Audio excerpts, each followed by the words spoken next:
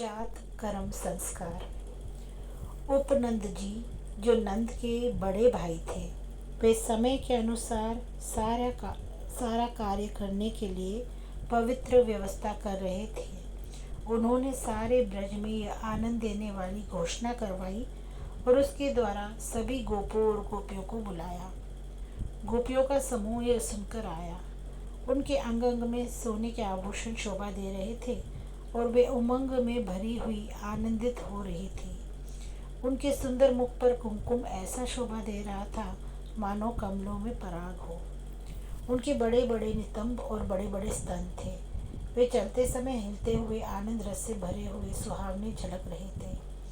वे अनेक प्रकार की भेंट देने वाली मंगलमयी वस्तुएं सजाए हुए थी और वे उन्हें सोने के थालों में रखकर ले चलती हुई बड़ी अच्छी लग रही थी।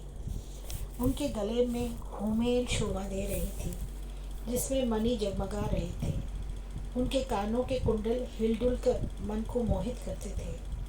वे अपने बालों की बेनियों से फूल बिखेरती मटकती आनंद रस बरसाती चलती थी। वे चिरंजीवी ऐसा आशीर्वाद देकर लाला के दर्शन कर रही थी और आनंद में डूबकर लोगों पर दही और हल्दी डालती चलती थी। चारों ओर आनंद का गाना गूंज रहा था। भौरे भी आनंद से गुंजार कर रहे थे और चारों ओर मोर नाच रहे थे। जैसी यह गोपियां आनंद मग्न थी, उसी प्रकार गोपों के सभी बालक मंगलमय समय के अनुरूप सजकर तथा गायों और बछड़ों को श्रृंगार करके अत्यंत शोभा को प्राप्त होते हुए आए। नंद जी गोपों को आदरपूर्वक स्वागत कर रहे थे और रोहिणी गोपियों का स्वागत बड़ी उत्सुकता से कर रही थी। रिद्धियां और सिद्धियां गोपियां का रूप धारण करके आनंदमय चेष्टाएं करती हुई बली बली जा रही थी। गोकुल की गली गली में लक्ष्मी चारों ओर दौड़ती फिरती थी। वह तीनों लोगों की संपत्ति आनंद में मग्न होकर लुटा रही थी। ब्राह्मणों को उपनंद ने बुलाया और आदर के साथ उन्हें आसन पर बैठाया। फिर विधि पूर्वक मातृ का पूजन किया और नांदी मुख श्राद्ध करने का आनंद लिया।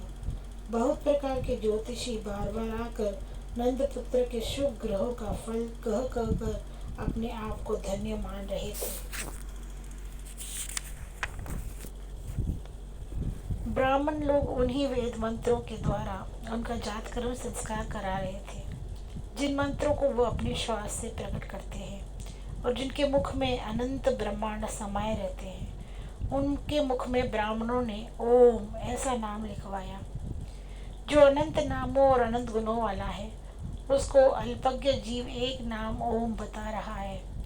इस प्रकार सब वैदिक क्रियाओं की ओर ब्रह्मा को भी नंद के पुत्र रूप में पहचाना। पुत्र रूप में पहचाना। इस प्रकार आज जन्म धारण न करने वाले ब्रह्म का जात कर्म संस्कार हुआ है, जो विधाता का भी विधान बनाने वाले हैं। उसे पूर्ण परमात्मा ब्रह्म का विधि का लेख अर्थात भाग्य फल ज्योतिषी बता रहे हैं। ऐसी उनकी अनोखी लीला पर बलिहार है। रसमय स्पर्श पाकर संस्कार कराने वाले ब्राह्मण पुलकित हो गया और उसका रोम रोम आनंद से भर गया। उसने जो सुख पाया उसे वर्णन नहीं किया जा सकता। उसने आनंद समाधि में डूबकर मधुर रस का पान किया। जब एक ब्राह्मण की यह दशा हो गई तो दूसरा ब्राह्मण संस्कार के कार्य को पूरा करने के लिए नंदलाल के पास आया, किंतु वह भी उनका स्पर्श पाते ही बावला सा हो गया।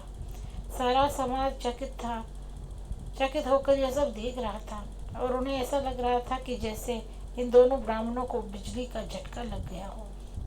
तीसरे ब्राह्मण के आने पर उसकी भी वही दशा हुई और वह भी मूर्छित सा होकर पृथ्वी पर लौटने लगा। तब चौथे ब्राह्मण ने बड़ी सावधानी से शेष संस्कार कराया। नंद जी उस सब दृश्य को आनंद में डूबे हुए देख रहे थे। उन्होंने वस्त्र और गहने देकर ब्राह्मणों को संतुष्ट किया और दान के साथ आदर भी देकर उन्हें प्रसन्न किया।